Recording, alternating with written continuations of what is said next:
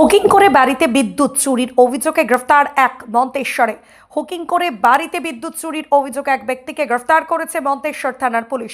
ধৃত মধুসূদন ঘোষ মন্তেশ্বর ব্লকের লোহার গ্রামের বাসিন্দা।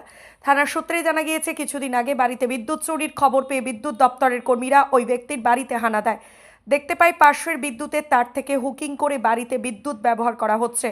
ওই ব্যক্তির নামে থানায় এফআইআর করেন বিদ্যুৎ দপ্তরের আধিকারিক।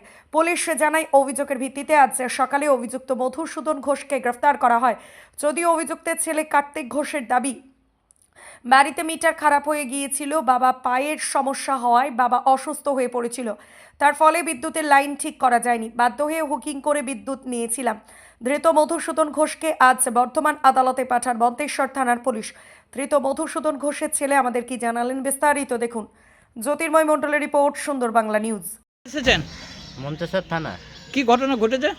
ইলেকট্রিকের আমার বাবার পাটা কাটা ছিল, যে আমাদের মিটারে গন্ডগোল করছিল, দিয়ে হুঁক মেরেছিলাম, দিয়ে ইলেকট্রিক অফিস থেকে যে ধরেছিল আমার বাবা। দিয়ে এখন কোথায় বাবা?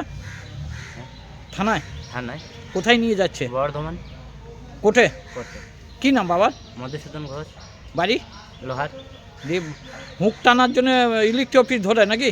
হ্যাঁ এটা অন্যায় তো? হ্যাঁ হ্যাঁ অন্যায় তো? অন্য। কি নাম আপনার? কার্তিক ঘোষ, বাড়ি? লোহার।